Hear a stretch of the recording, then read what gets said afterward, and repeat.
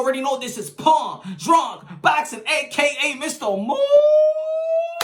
Shout out to ladies and gentlemen. Y'all already know this Saturday, January 2nd, we got anticipating lightweight matchup with Ryan Garcia versus Luke Campbell for the WBC interim title. Oh yeah, and look, I hear it, I see it, I read it, A lot of people want to hate on Ryan Garcia for whatever reason. Kind of weird. I mean, this guy's been knocking people out, been winning. I don't know why they hate this dude, because he's a social media phenomenon, That's what it is. Or maybe you don't want to watch the fight because you know that your girl might like him because you already know that Ryan Garcia, he brings out the chicks and things of that nature. You know how guys is watching sports with their girl and shit like that. Your girl always want to cheer for the guy that you ain't going for, or for whatever team that you're rooting against, right? And then you be like, what the fuck you gotta like that dude?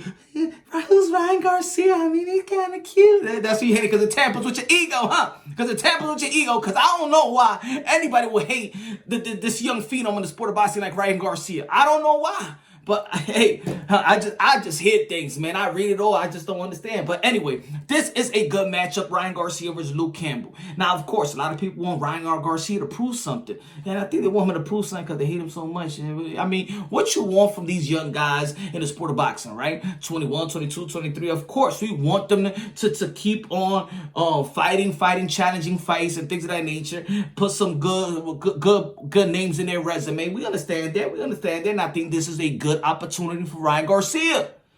But we can't neglect Luke Campbell as well, because this fight is a 50-50 fight, y'all. It's a 50-50 fight. Now, I could technically, do the prediction and stuff like that, because I like how to do my prediction when I'm actually, going with techniques and actually showing the people out there. But I give my brief, the brief one. Look, you read the title, you see the thumbnail first and foremost. Look, if Ryan Garcia wins, I think Ryan Garcia, and I said this before when I was talking about the Gervonta Davis and Devin Haney, because they all fought around the same time, Teofimo Lopez, right, October 17th. And I was saying, whoever performs the best will have the masses screaming, Teofimo Lopez versus such and such. Teofimo Lopez versus Gervonta Davis. Teofimo Lopez versus Devin Haney. Teofimo Lopez versus Ryan Garcia, because Teofimo Lopez beat Vasily Lomachenko in a great matchup. You already know, man. Got all the straps and things of that nature. Of course, still the WBC with Haney, right? This is why this fight is important. The Luke and the Ryan Garcia, right? Going to be mandated to fight Devin Haney. Yet, Ryan Garcia in his recent I had an interview with Sean Garcia, and Ryan Garcia popped up. Shout out to the Garcia family. And Ryan Garcia said that the biggest fight is him and Tank Davis. He said it in the tweets. He said it during that interview. So is Tank Davis more important for Ryan Garcia to fight or to fight the mandatory for Devin Haney? Now, there's a lot of people that's been in his contemporary, Devin Haney's contemporaries, that had felt a certain way about the strap that he got it and how he got it.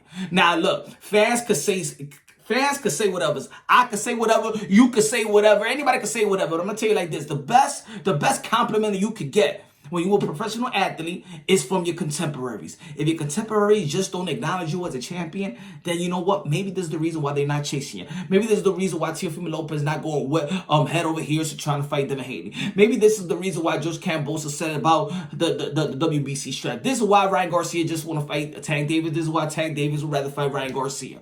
Because maybe they just don't bring it doesn't bring that weight. Maybe, I don't know, but you gotta ask them. But I'm gonna tell you like this: the contemporaries feel a certain way.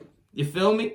So, including Javier Fortuna has said that, this is not a real champion. Ryan Garcia said, I could be a champion too. Gervonta Davis said, you're not a real champion. Luke Campbell said, you're not a real champion. Teofimo Lopez, you're not a real champion. And this is not about the Devin Haney. This is about the damn WBC and the decision they was making while drinking Patron and Don Julio. We got to put on the WBC because these young fighters should not be critiqued. I don't believe that Devin Haney should be critiqued, but he accepted the title and he asked for the title back, and his contemporary will have to say whatever they want to say. We can say whatever. Anyway, let me get through with that, just so I can bring some clarity into this ish.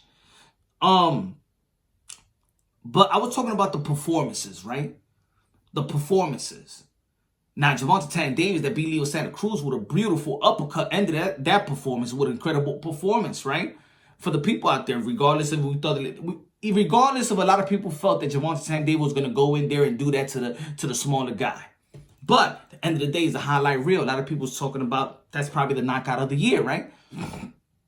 I was expecting a guy like then after Gervonta Tank, then Devin Haney, November 7th, had his matchup with Gamboa. Now, a lot of people was expecting Devin Haney to knock this dude out. I was expecting Devin Haney to end this in four or 5 rounds. And I also stated the same thing with Devin Haney. The performances. We know that you're going to beat Gamboa. We know that you can outbox him because Devin Haney is also a phenom in the sport of boxing. One of the prestige skill set fighters like the Shakur Stevenson, like the T.O.s, like the Bruce Ennis, like the Virgil Ortiz. And this has got these guys right here that we're talking about right now is going to be is going to be, you know, the forefront of the sport of boxing that's going to evolutionize the game. So everybody put respect on their name because we're looking at the future at the same time, the present and the future.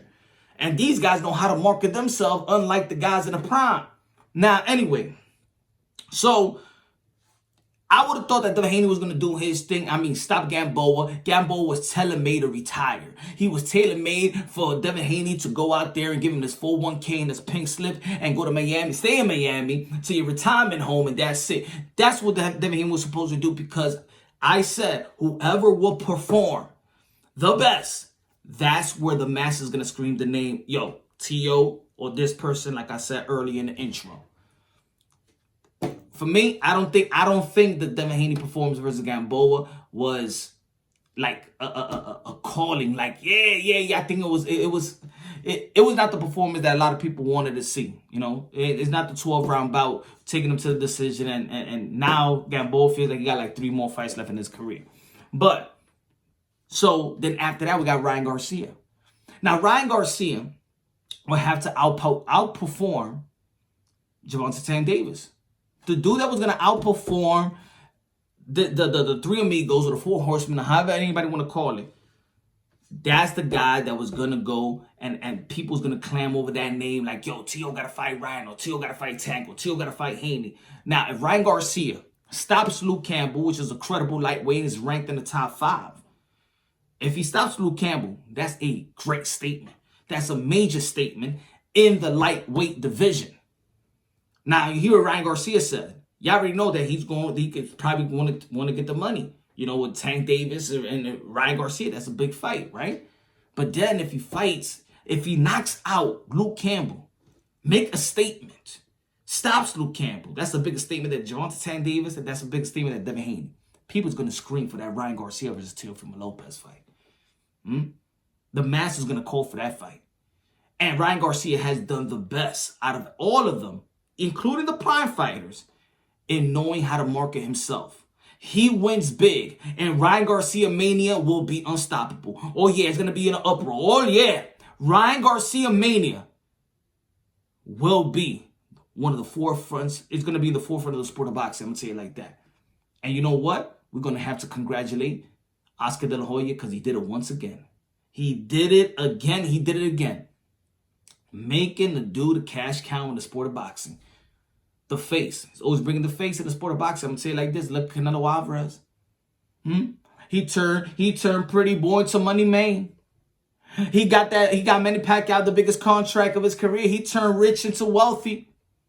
Don't forget Deontay Wilder became a heavyweight, the American heavyweight champion of the world, WBC champion of the world, while he was signed with Golden Boy Promotions. And then after that, he ain't get no unification bout by Deontay Wilder, right? So just think about it. Oscar De La Hoya did it again. Golden Boy Promotions has done it again. But of course, we gotta wait until Saturday, January 2nd. Because we don't know if Luke Campbell's going to throw that monkey wrench in the possibility of Ryan Garcia's mania. Look, so I'm going to give you my prediction on this one. Briefly, and then I'm going to break it down in another video and why I think the way I think. I think it's a 50-50 fight. I think with Luke Campbell, I think he plays the point system too much in the professional level. Good jab, good pedigree. Gold medalist. Good. Luke Campbell, pedigree, Luke Campbell skill set, it is what it is. But this is what I say about fast fighters that has fought Luke Campbell. Fast fighters. Luke Campbell put himself in a position where he makes the fight look close. He makes himself like he could be doing well, but he's always retreating from his opponents, and this is why he got split decisions. And at least he eventually lost with Mendy. Linares, it was close, and Linares was pushing him back, and Lomachenko was a smaller guy that was pushing him back. So they keep on pushing him back. So it looks like even when you're doing good and your opponent's doing good, it's not the effect of aggression. The other guy has the effect of aggression. Now, you could say sometimes that in style-wise, they mimic each other. They mirror each other. Matter of fact, not mimic, but mirror each other. Y'all already know that Luke Campbell is southpaw. Now, Ryan Garcia haven't faced a southpaw in his professional career, I believe so. So that's the question, and a lot of people want to question Eddie Reynoso's game planning versus a southpaw, in which a lot of people feel that Canelo Alvarez actually struggles with southpaws, right? Well, probably not struggle, but it's not as easy as he beats his other opponents. So Eddie Reynoso is going to have a lot of things also, people are going to want to see. I think they both got something to prove, Ryan Garcia and Eddie Reynoso. And of course, Luke Campbell, you got something to prove. If you're going to have a chance to become a champion again, or you're just going to be a gatekeeper So I believe that Ryan Garcia, the southpaw thing is going to be in question, whether he could get over that. But yet, we already know that Sean Garcia is a southpaw. So he is raised and he works out against southpaw all day. Whether you slap boxing with your own brother or you want to train. So Sean Garcia, which is a professional as well, and probably going to be fighting that same night. People say that he haven't fought a southpaw. He's been training with southpaw all his damn life. Put it that way. So let's see what that would do for him. And of course, he bringing some sparring partner that's going to help him out. I think the Ryan Garcia, in my opinion, very, very fast. One of the fastest hands in the sport of boxing. We already know, man. You can't deny it. But I would like to see him mix it up a little more. Go to the body more, so it can open up them hooks that he could counter. That's very, very fast, lightning quick. The jab, implement the jab, but not only in the head, but implement the jab to the solar plex. I think that's gonna open everything up for Ryan Garcia as well. I mean, we already see that Luke Campbell retreats a lot, so I think that Ryan Garcia could press on the gas and actually push him back. And I was watching a couple of fights with his opponents, even with Linares, where his coach is saying, muévelo para atrás, meaning push him back. And every time he said that, it looks like Linares did whatever he wanted to do. It seems like a lot of opponents, and with Lomachenko as well. So I think that Luke Campbell wants to beat him. He has to dig deep. I'm not saying that he don't dig deep, but his retreating, his style looks like he's just doing for points. Again, he has all the intangibles to be Ryan Garcia, but also we can't neglect that Ryan Garcia is still getting to his adult strength. And, he's going to get faster. He's going to get stronger. So I rely on that, and I rely on his hard work. I rely on his corner. I rely on, you got Mr. Miyagi's like helping him out. You got the Canelo Alvarez, and you got good ear around you, and then Luke Campbell as well. But I think Ryan Garcia will rise to the occasion. I think it could go to a night. It go to a decision. I could see a stoppage in the 10th. We already know that Luke Campbell does gas, had a problem with gassing as well. So I do got Ryan Garcia probably stoppage late or winning a decision. So that's my prediction on that one. And we could do a further breakdown of the technique-wise. But that's why I got my prediction. But if he wins, Ryan Garcia wins big, it's going to be Ryan Garcia Mania. Ryan Garcia Mania. And I would like that. It would be a call. And people going to be like, yo, what about the mandatory with Devin Haney? That's going to be a good matchup. Devin Haney versus Ryan Garcia is a matchup that's been probably more marinated than any other matchup of any other of this generation, because, of course, they have their history in the amateur circuit. So that Ryan Garcia, Devin Haney is a big fight. If you know, if you're within the sport of boxing, of course, they just traceable. The storyline is just there. So that would be a good fight. We'd love to see that fight. It's the zone, so that fight should be easy to make. Different promotion, but I think they could work together, and I think that will bring a lot of subscription to the zone as well, man. With Ryan Garcia, he's just elevating and things of that nature.